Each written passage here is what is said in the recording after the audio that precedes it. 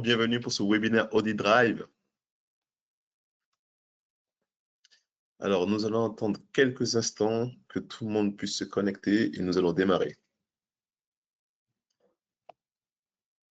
Pendant ce temps, je me présente, Moustapha Deka, je suis commercial chez My Company Files. Je suis accompagné aujourd'hui par mon collègue Louis Telade, que vous ne verrez pas, qui est aussi commercial et qui va répondre à toutes vos questions dans le chat. En parlant de chat, justement, quelques petites règles concernant le déroulé du webinaire. Alors, il faut savoir que vos micros sont coupés par défaut, c'est normal, ne vous inquiétez pas. Ce n'est surtout pas pour vous muter, au contraire. On veut échanger avec vous, raison pour laquelle Louis m'accompagne pour ce webinaire. C'est simplement pour favoriser un déroulé fluide du webinaire. Et donc, n'hésitez pas à poser toutes vos questions que vous pouvez avoir tout au long du webinaire dans le chat qui est à disposition. Autre information importante à savoir, à la fin du webinaire, vous allez recevoir un sondage qui va nous permettre justement à nous d'avoir un feedback de ce que vous avez pensé justement de ma présentation et notamment quelques indications sur comment on pourrait améliorer nos webinaires. Hop. Bon. Il est 11h32, nous pouvons démarrer officiellement. Qu'est-ce que nous allons voir lors de ce webinaire? Eh bien, nous allons commencer justement en parlant une petite partie qui va être la présentation justement de My Company Files, qui on est en tant qu'entreprise, pourquoi on existe et comment on en est arrivé à la création de Audit Drive. Ensuite, nous allons passer justement dans le vif du sujet et on va voir la solution en elle-même, comment elle fonctionne. En premier lieu, justement, la collecte des données. Donc, comment est-ce que vous allez échanger de façon sécurisée vos documents avec vos clients, mais aussi les différentes interconnexions avec les outils que vous utilisez d'ores et déjà. Donc, des exemples de comment vous pouvez utiliser Audit Drive pour signer électroniquement des documents. Comment vous pouvez justement vous interconnecter votre solution avec vos outils de production en audit. Et tout cela, bien sûr, dans un espace collaboratif. Donc, comment vous pouvez travailler avec vos différents collaborateurs, mais aussi avec des confrères et consoeurs qui sont en dehors de votre cabinet. Et nous allons terminer sur la mise en avant des services du cabinet. Comme je vous ai dit, on va faire une petite part réservée à My Company Files en tant qu'entreprise. Donc, chez My Company Files, justement, nous existons depuis octobre 2011. Nous travaillons essentiellement avec des experts comptables, mais aussi des commissaires aux comptes comme vous ou des auditeurs. Nous comptons plus de 850 cabinets clients qui vont de 1 à plus de 750 collaborateurs. Donc, ça vous montre vraiment la panoplie différente de cabinets avec lesquels on travaille et aussi qu'on sait s'adapter et on sait travailler justement avec des structures différentes. Nous sommes aujourd'hui une équipe de plus de 50 personnes pour vous accompagner, environ la moitié justement qui s'occupe justement des solutions et donc du développement, de la recherche, etc. Et l'autre moitié qui est composée de chefs de projet, d'équipes marketing, de commerciaux, de services, etc.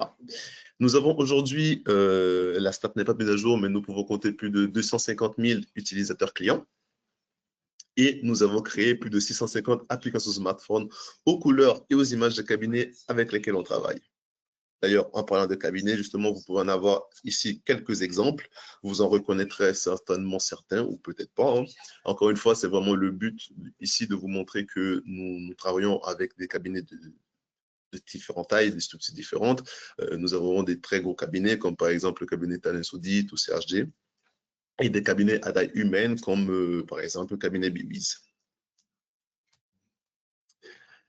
Chez My Company Files, nous avons fait des constats qui ont découlé en une mission. Les constats est que dans votre métier, vous avez énormément de points d'entrée digitaux et ces derniers ne sont pas toujours sécurisés.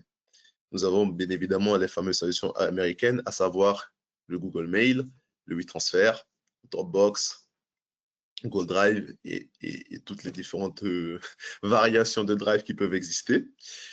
Certains de vos confrères consoles m'ont notamment fait part du fait qu'ils échangent soit directement en personne des clés USB, soit ils reçoivent des clés USB par mail, par boîte postale, excusez-moi, et des façons multiples d'échanger, du papier, etc.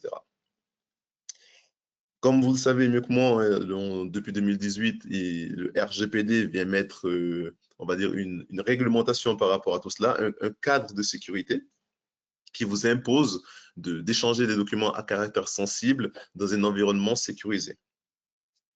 Et c'est pourquoi, justement, nous, avec la CNCC, nous sommes arrivés à la création de Audit Drive, c'est-à-dire une solution qui peut vous accompagner justement à respecter cette obligation légale et en même temps en proposant justement un service supplémentaire à vos clients qui peut simplifier ce procédé. Chez My Company Files, nous donnons l'image de l'ostéopathe dès la relation client pour la simple et la bonne raison que, comme un ostéopathe, nous allons venir travailler avec vous sur des points de douleur que vous pouvez ressentir au sein de votre cabinet. On aime bien les images sportives dans notre entreprise. Donc, le premier va être celui de la collecte. Comment vous allez faire justement et comment nous, on va vous accompagner pour collecter de façon simple et efficace tous les documents dont vous avez besoin de vos clients. Mais bien évidemment, une fois que vous avez opéré votre collecte, vous devez en faire quelque chose de ces documents. Donc, vous allez en travailler et de ce travail va en découdre une production. Donc, comment vous allez restituer justement cette production dans un cas tout aussi conforme et sécurisé, et bien évidemment en respectant le règlement général de la protection des données. Donc, pour récapituler un peu ce qu'on vient de voir, Audit Drive consiste dans un extranet et une application smartphone, les deux connectés à des outils du métier. On parle ici d'un service qui est spécifiquement créé pour les commissaires aux comptes, donc vraiment vous êtes la cible primaire de cette solution, en partenariat avec la CNCC, donc on parle d'une solution officielle, et surtout hébergée en France. On en a beaucoup parlé, hein. Il est temps maintenant de voir à quoi ressemble. Donc, vous en avez ici un premier aperçu. On reste sur vraiment un espace très simple, à savoir, on est ici du côté client. La plateforme côté collaborateur va être très similaire, mais on peut reconnaître directement qu'on est sur la plateforme du point de vue client, car juste à droite, vous avez un « J'ai besoin ». Et j'ai besoin, on verra justement vers la fin du webinaire ce à quoi ils correspondent. C'est par rapport à la mise en avant des services auxquels je mentionnais tout à l'heure. Et ici, vous avez un aperçu de la plateforme côté application smartphone. Donc, Audit Drive, disponible à savoir d'ailleurs à la fois sur l'App Store et le Google Play. Donc, on a assez justement parlé de My Company Files. On a vu globalement qu'est-ce que c'est Audit Drive et en quoi ça consiste. Voyons maintenant comment la solution fonctionne. Le premier moyen d'échange du Audit Drive va être à travers les formulaires. Qu'est-ce que c'est les formulaires? Le formulaire peut être vu comme une checklist dématérialisée d'éléments attendus. Et c'est là justement va vous permettre de récupérer tous vos documents dont vous avez besoin de vos clients, tout en les accompagnant dans ce processus. Voyons voir justement comment vous allez justement faire pour utiliser les formulaires afin de collecter des documents de vos clients. Admettons que je sois collaborateur du cabinet. Je me connecte sur Audit Drive. Je vais avoir deux façons d'échanger avec mes clients.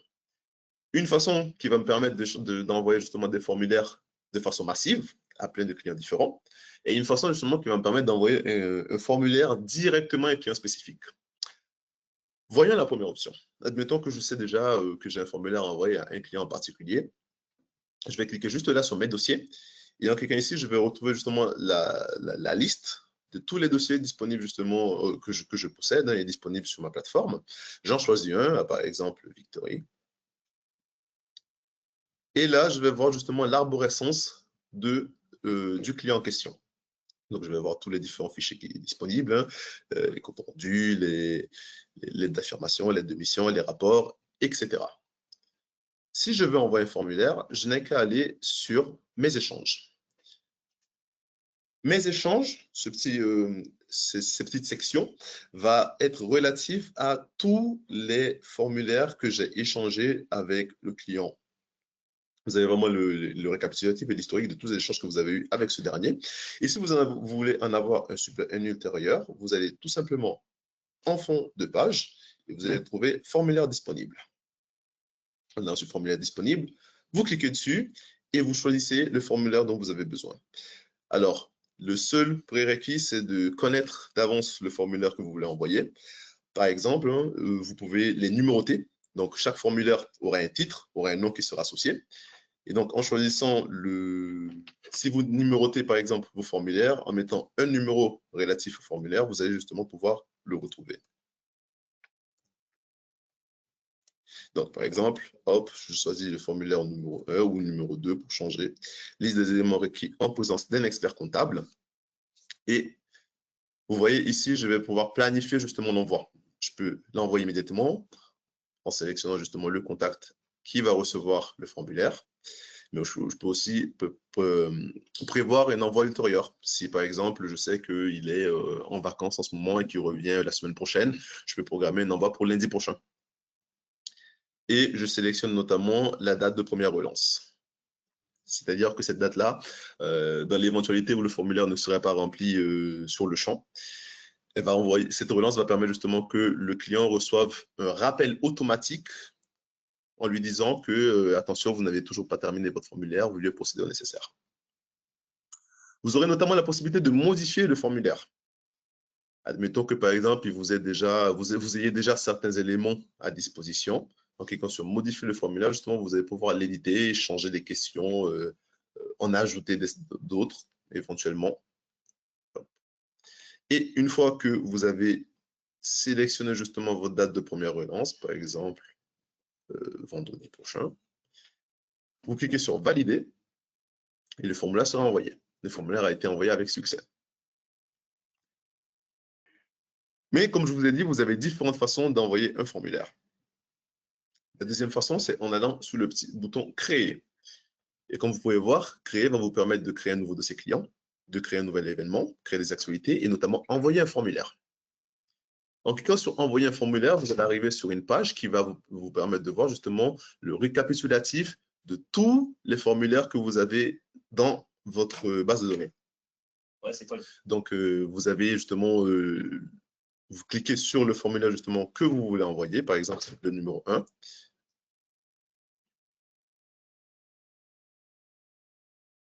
Et vous pouvez justement choisir de l'envoyer ici. Et en fait, la particularité justement de l'envoyer de cette façon-là, c'est que sur la page d'après, vous pouvez choisir tous les clients disponibles au sein sur votre Audit Drive et les contacts qui sont associés. Et donc, vous aurez vraiment la possibilité de l'envoyer à, éventuellement, si vous en avez besoin, à toutes vos bases de données. Ou à certains, hein, si vous voulez faire un envoi groupé, par exemple. Donc, vous pouvez choisir, par exemple, différents clients, Laurent, Géraud, Ricardo, etc., et programmer l'envoi. Et ensuite, une fois que vous arrivez sur programmer l'envoi, la programmation sera exactement la même que nous venons de voir. Et si on retourne sur envoyer le formulaire, ici, vous aurez notamment la possibilité de créer de nouveaux formulaires ou de modifier un formulaire préexistant de façon temporaire ou permanente. En allant justement ici, vous visualisez le formulaire. Okay. Vous avez le titre du formulaire présent juste ici, le corps de l'email que le client va recevoir, la description du formulaire. Et ici, vous allez avoir les différents onglets présents dans le formulaire. Si vous voulez justement avoir un aperçu de ça, à quoi ça ressemble, en cliquant sur visualiser, vous allez voir justement un aperçu de ce que le client va voir une fois qu'il reçoit le formulaire en question. Et si vous voulez ajouter des éléments, vous n'aurez qu'à cliquer sur ajouter un onglet, par exemple, ou une section. Et ensuite, vous pourrez sélectionner le type de question que vous voulez poser. Vous pouvez demander du texte. Donc, ça va être justement un champ avec du texte libre que le client pourra vous remplir pour vous donner une information quelconque. Une date, un nombre, si vous avez par exemple besoin d'un montant ou d'un chiffre. Une question à choix unique ou à choix multiple. Une question conditionnelle, un dépôt de fichier, qui va très sensiblement être la partie la plus utilisée de la solution, ou une liste de documents attendus. Du coup, pour récapituler justement comment vous utilisez vos formulaires pour échanger avec vos clients, vous avez deux façons de le faire. La première, c'est en allant sur Mes dossiers. Vous allez sur Mes dossiers, vous choisissez le dossier en question. Une fois que vous avez choisi votre dossier, vous allez sur Mes échanges. Et ensuite, vous défilez tout en bas pour chercher un formulaire. Cela pourrait requérir que vous sachiez déjà le formulaire que vous avez besoin d'envoyer. Une fois choisi, vous le choisissez, vous remplissez les informations et vous envoyez le formulaire. Deuxième façon, en allant sur Créer et Envoyer un formulaire, vous allez vous retrouver sur une page qui vous liste tous les formulaires présents dans votre Audit Drive, donc dans votre base de données. Vous choisissez le formulaire qui vous intéresse. Vous arrivez sur une page qui comprend la liste entière de vos mandats, donc de vos dossiers clients finalement. Vous choisissez ce qui vous intéresse avec les destinataires appropriés et vous programmez l'envoi pour qu'ils puissent le recevoir. Et eux, de leur côté, ils recevront un email en leur disant, vous venez de recevoir un formulaire de votre commissaire aux comptes, veuillez procéder au nécessaire. Une fois qu'ils l'ont reçu, ils cliquent sur l'email, et sur l'email, il y aura un petit lien qui les renverra sur l'espace dédié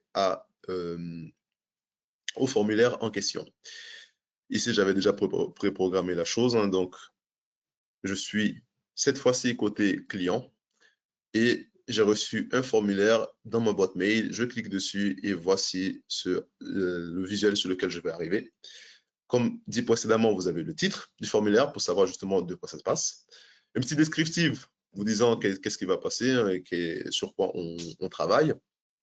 Et ensuite, vous aurez les différentes questions avec éventuellement des dossiers à fournir, des questions conditionnelles ou des questions à choix multiples, des commentaires si besoin pour transmettre des informations importantes ou pour donner dire des choses en plus. Et ensuite, une fois que j'ai terminé, je clique sur valider. Et mon commissaire au compte est notifié pour lui disant que justement le client a validé le formulaire. Hop. Et donc, ça termine juste avec cela. Nous terminons la partie concernant les formulaires et l'échange documentaire. Voyons maintenant les signatures électroniques. Pour ce qui est de la signature électronique, nous avons une connexion en API avec Je Signe Expert, la solution de CMA, qui vous permet notamment justement de proposer de la signature électronique via votre solution Audit Drive. Alors, c'est très simple, ça va se passer de façon sensiblement similaire à la façon dont vous échangez des documents à travers les formulaires, c'est-à-dire que si vous avez Je Signe Expert, vous pouvez le brancher dans votre Audit Drive. Vous aurez de ce fait la possibilité de prendre un document, de l'envoyer par email à travers la solution, bien évidemment, hein, pour que le client puisse recevoir un email avec tous les éléments lui permettant de procéder à une signature électronique. Et une fois que cette dernière est faite, le document est automatiquement rapatrié dans Audit Drive, signé dans un espace de dépôt spécifique, associé à tous les documents signés par dossier client.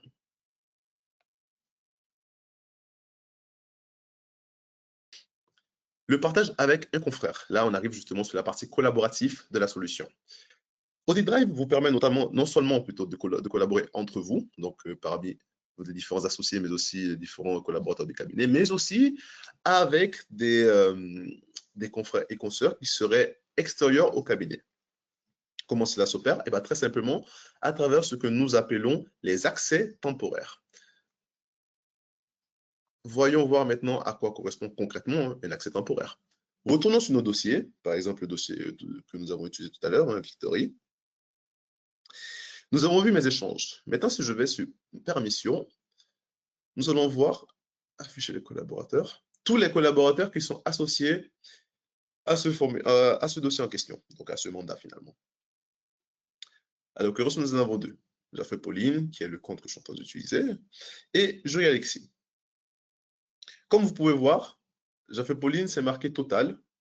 Alexis, c'est marqué lecture. Et il y en a une troisième option qui est marquée aucun. Qu'est-ce que ça veut dire? Eh bien, cela fait référence aux permissions disponibles dans Audit Drive. Dans Audit Drive, vous avez la possibilité justement de gérer les différentes permissions que les collaborateurs ont dans la solution.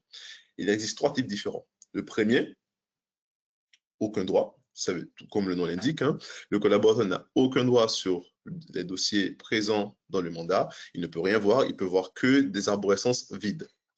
En revanche, lecture va lui permettre justement de pouvoir lire tous les documents présents dans l'arborescence en question. Cependant, il ne pourra pas affecter ces documents. C'est-à-dire qu'il ne pourra ni télécharger des documents, ni uploader des documents dans l'arborescence. Et les droits totaux permettent justement de tout faire, donc comme le nom l'indique, hein, tous les droits. Donc, on peut à la fois lire et télécharger les documents présents dans l'arborescence. Et maintenant, si je voulais rajouter un troisième collaborateur dans la solution, ce que je ferais, c'est que je cliquerais juste ici. Comme vous pouvez voir, il y a un petit bonhomme avec une montre. Je clique dessus et je vais pouvoir justement créer un accès temporaire en renseignant l'email, en renseignant le nom, le prénom, les initiales, langue d'activation, car OdiDrive est disponible en plusieurs langues, et la date d'expiration, élément très important, car c'est ce dernier-là qui va déterminer jusqu'à quand la personne en question aura accès à la solution. Donc, on met par exemple jusqu'au samedi 22 éventuellement, créer, et elle va recevoir justement un email lui disant vous avez été invité à rejoindre OdiDrive, et n'aura plus qu'à créer son mot de passe et elle aura un accès temporaire jusqu'à la date que vous aurez choisie. Et donc, vous pourrez collaborer avec la personne en question comme si elle était un collaborateur quelconque de votre cabinet.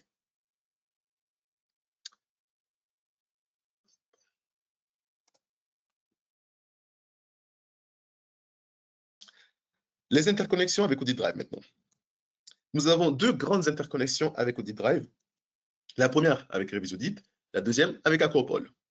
Cependant, les deux fonctionnent de façon sensiblement similaire, c'est-à-dire qu'une fois que vous adoptez OdiDrive, vous aurez la possibilité justement de lier des interconnexions. Ça, nous l'avons déjà vu avec Je signe expert. Et parmi les différentes interconnexions possibles, vous pouvez en paramétrer avec vos outils de production. En renseignant justement des numéros de série dans votre solution, vous pourrez activer votre compte RevisAudit, ou plutôt brancher votre compte RevisAudit Premium dans OdiDrive, et cela va vous permettre d'envoyer tous les documents, par exemple, que vous collectez grâce à vos formulaires d'OdiDrive vers RevisAudit pour que vous puissiez faire votre production. Et une fois que vous faites votre production, vous pouvez rapatrier les documents de RevisAudit dans OdiDrive dans une zone de dépôt qui sera associée à ce dernier. Et cela fonctionne, comme je l'ai dit, de la même façon chez Acropole, c'est-à-dire que vous pouvez, hop, une fois que vous collectez des formulaires avec OdiDrive, les transférer dans Acropole pour que vous puissiez justement travailler dessus. Et une fois que vous avez terminé de travailler sur Acropole, vous renvoyez les documents vers OdiDrive, de la zone de dépôt pour que les clients puissent les retrouver. Et cela se fait très fluidement et très simplement quand la connexion est en API. Et donc, ça permet justement un processus fluide et linéaire, comme si les deux solutions faisaient partie d'un même environnement. Parlons maintenant des différents services justement que vous pouvez mettre en avant grâce à OdiDrive. Statistiques de marché, 3/4 des clients d'une entreprise ne connaissent pas le panel de services qu'elle propose. Cela vaut aussi pour les commissaires aux comptes. Donc, vous proposez d'ores et déjà très probablement différents types de services d'accompagnement ou de diagnostic que vos clients malheureusement méconnaissent ou connaissent à moitié, ne sont pas toujours au courant, parfois oublient. Et donc, le but, c'est aussi d'utiliser votre portail pour informer vos clients de l'existence de ces services-là. Nous avons ici quelques exemples que nous pourrons proposer. Par exemple, des accompagnements sur des diagnostics RSE, un diagnostic cyber, un diagnostic RGPD, un examen de conformité fiscale. Ce type de service, nous, on les a renommés les J'ai besoin. J'ai besoin car finalement, c'est un besoin de vos clients et c'est sous cet onglet que vos clients pourront retrouver ces différents services qui n'ont d'ailleurs pas été choisis aléatoirement. Chacun de ces services a un outil associé que vous pouvez retrouver justement dans le lab audit service, à savoir Diag RSE par exemple pour un diagnostic RSE, Cyber Audit pour un diagnostic sur les risques cyber, RGPD Audit pour des diagnostics RGPD et Tax Audit pour tout ce qui est examen de conformité fiscale. Et pour que vous puissiez voir justement comment vos clients le retrouvent, si je reviens sur la plateforme client, donc là par exemple je suis sur la plateforme client, juste dans la page d'accueil, ici, directement à leur vue, en fait, pour que vraiment, dès qu'ils se connectent sur la solution pour X ou Y raison, pour échanger avec vous, ils vont toujours l'avoir à portée de vue et pourront directement l'utiliser pour communiquer avec vous et prendre rendez-vous avec vous pour un besoin particulier.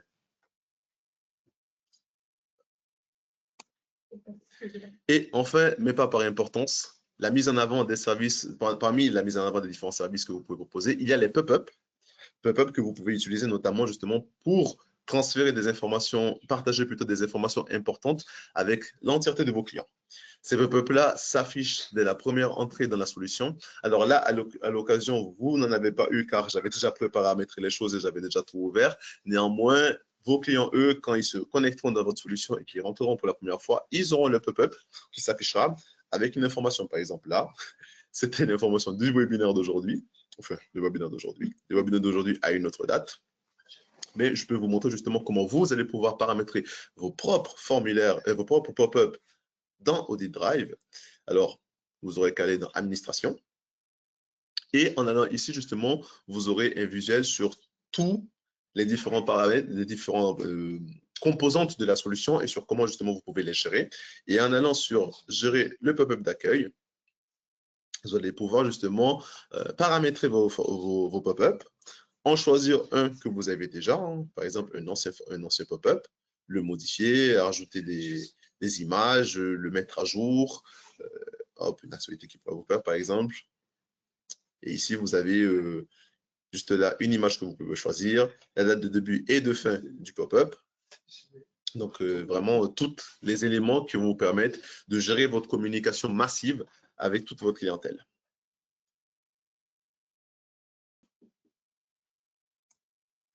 Notamment, un autre élément qui va vous permettre de gérer hein, vos différents échanges, et notamment dans le cadre des informations que vous partagez avec vos clientèles. Nous avons la possibilité de relier un fil d'actualité dans Audit Drive. Si vous êtes abonné, par exemple, à une revue de presse, je pense à la revue fiduciaire, au EFL éventuellement, ou une revue spécifique à votre clientèle, donc une revue métier. Vous pouvez la brancher dans Audit Drive pour qu'ils puissent la retrouver directement dans la solution. Et cela vaut notamment pour votre newsletter. Si vous avez une newsletter que vous proposez, vous pouvez notamment la brancher aussi dans Audit Drive pour que les clients puissent se retrouver directement de votre solution. Encore une fois, hein, votre portail va vous permettre non seulement d'échanger, mais de pousser votre relation client encore plus loin à travers des éléments supplémentaires comme les actualités, comme des pop-up, comme des j'ai besoin. Et avec cela, nous arrivons au terme de ce webinaire. Vous avez ici un petit QR code qui vous permet justement, dans le cas où vous serez intéressé par Audit Drive et que vous voulez en savoir plus, de prendre rendez-vous directement avec nous, très probablement avec moi d'ailleurs. Ce sera avec grand plaisir justement qu'on reviendra sur certaines choses qu'on avait vues ou on rentrera plus dans le détail sur d'autres fonctionnalités de Audit Drive dans un cadre un peu plus personnel par rapport au contexte de votre cabinet.